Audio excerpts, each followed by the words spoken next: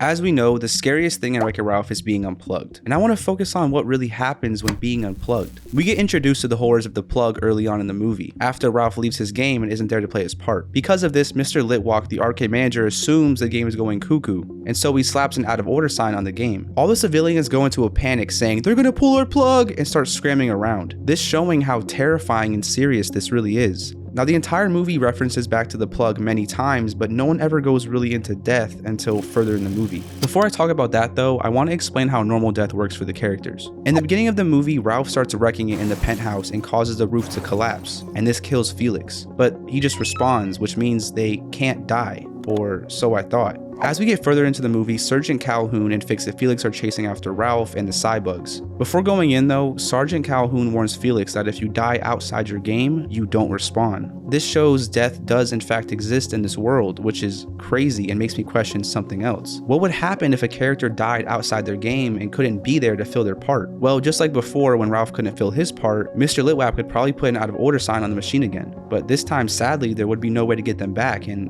the machine would be unplugged. Like I was saying before, further in the movie, King Candy talks to Ralph and tries to convince him not to let Penelope race. While he's explaining, he tells him that since she's a glitch, if the game gets unplugged, she will die with the game. So now we know that if you're in a game while it gets unplugged, you die. But even knowing this, it doesn't answer many questions. What does death actually mean for an arcade character? What happens if the game gets plugged back in? And one more I'll share later. Before we can figure out what being unplugged is like for these characters, we have to understand the arcade machines. You see, nowadays games have come a long way, and no matter if you unplug or end your game, everything will save, but Wreck-It Ralph is set in the 80s.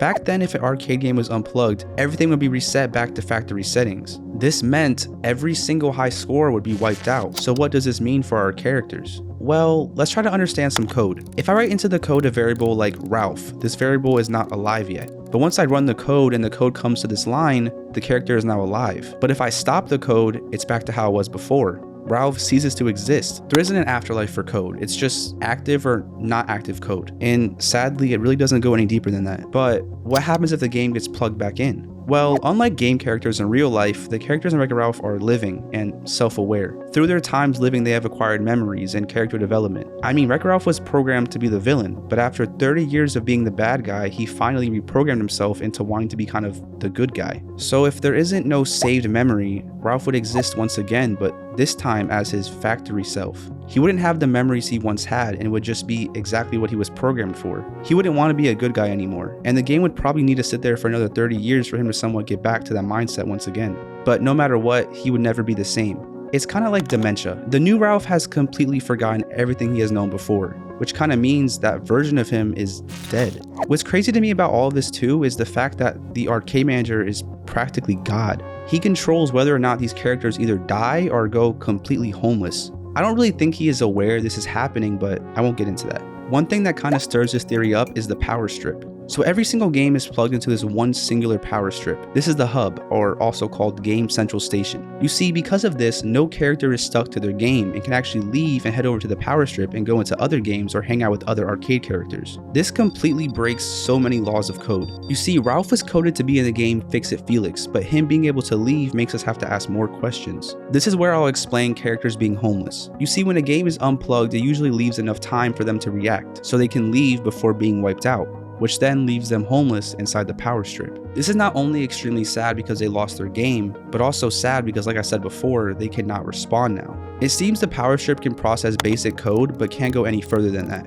It's like when you go into a random house. You enter as a simple old human, but no one there really knows your baggage and your life story. It's just you. But anyways, the reason this stirs up the plug theory is because of the fact Ralph can leave into the power strip, which means if the game was to get plugged back in, there could be two Ralphs. You would have the original Ralph and new factory reset Ralph. With normal non-movie magic code, if these two characters were to be in the same game at the same time, it would probably error out and not run. But this isn't regular code. So the third question, how would the game run with two Ralphs? Well, let's get some context first. So like I said before, there's a part where Ralph isn't in the game, but someone is playing it. The game still goes on and sets everything up, but there's no Ralph. The characters aren't being controlled by the arcade. They are allowing themselves to be controlled. It's like they can feel the movement of the joystick and willingly follow. Also, in the end of the movie, Ralph takes some homeless characters and adds them to his game, showing that characters that aren't even in the same code can play in games with absolutely no problem.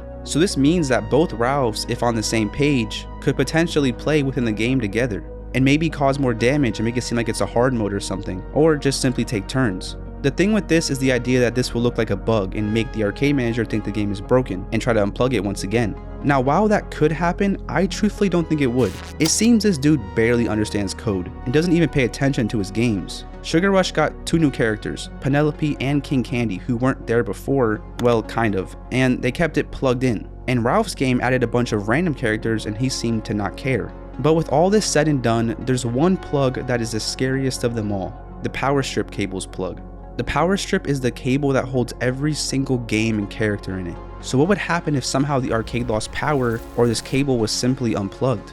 Well, every single character would die and lose all their memories, and when plugged back in, they would all just be factory reset. I don't know, maybe I'm just overthinking. If you want to watch me overthink some more, watch these other videos, and I'm always overthinking, so I'm like overthinking right now.